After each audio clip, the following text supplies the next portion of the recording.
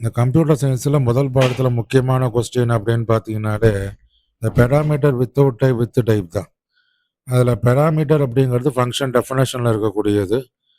அந்த ஃபங்க்ஷன் டெஃபினேஷனில் இருக்கக்கூடிய வேரியபிளுக்கு data type இருக்கிற மாதிரி ஒரு டைப்பு, இல்லாத மாதிரி ஒரு டைப்பு, ரெண்டு டைப்பு.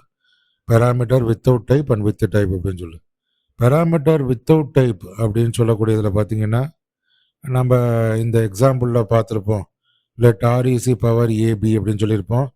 அதில் பார்த்தீங்கன்னா ரிட்டர்ன் டைப்பும் இருக்காது, வேரியபிள் டைப்பும் இருக்காது, ஏபிக்கான டேட்டா டைப்பும் இருக்காது, ஃபங்க்ஷனுக்கான ஆர்இசி பவர் அதை இப்போ பிஓடபிள்யூங்கிற ஃபங்க்ஷனுக்கான ரிட்டர்ன் டைப்பும் இருக்காது. அதுதான் இங்கே மென்ஷன் பண்ணியிருப்பாங்க. அடுத்ததாக பார்த்தீங்கன்னா டேட்டா டைப் இருக்கக்கூடிய டைப். இந்த டேட்டா டைப் இல்லாத டைப்பை நம்ம பைத்தானுக்கான எக்ஸாம்பிளாக வச்சுக்கலாம். பைத்தான் லாங்குவேஜில் அப்படி தான் இருக்கும். அடுத்து டேட்டா டைப்புக்கு இருக்கிற மாதிரி பேராமீட்டருக்கு டேட்டா டைப் இருக்கிற மாதிரி டைப் வந்து C++க்கான எக்ஸாம்பிளாக C++ லாங்குவேஜை எக்ஸாம்பிளாக வச்சுக்கலாம். ஏன்னா அதெல்லாம் ரிட்டர்ன் டைப் உண்டு, டேட்டா டைப் உண்டு, வேரியபிள்ஸ்க்கான டேட்டா டைப் உண்டு, அதுக்கான எக்ஸாம்பிளாக அதை வச்சுக்கலாம்.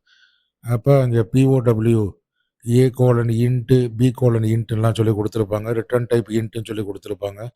இது வந்து டேட்டா டைப் இருக்கிற மாடல் அப்படின்னு சொல்லக்கூடியது. டேட்டா டைப்பை எக்ஸ்பிளிசிட்டாக மென்ஷன் பண்ணும்போது நம்மளுக்கு என்ன பெனிஃபிட் அப்படின்னு பார்த்தீங்கன்னா ராங் வேல்யூஸை அசைன் பண்ண வேண்டிய நிர்பந்தம் ஏற்படாது. ஏன்னா எல்லாருமே கரெக்டான ரைட்டான வேல்யூஸ் கொடுப்பாங்கன்னு சொல்ல முடியாது. நான் ராங் வேல்யூஸை கொடுத்தா அதை வந்து ஒமிட் பண்ணணும். இப்போ இந்த மாதிரி டேட்டா டைப் இருக்கும்போது அதை ஒமிட் பண்ணிடும் ராங் வேல்யூஸை.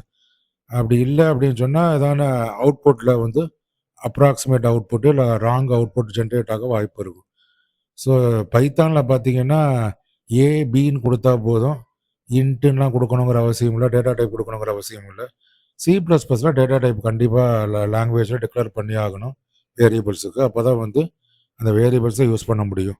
அதை வச்சு தான் இந்த கொஸ்டினே அப்படின்னு சொல்லலாம்.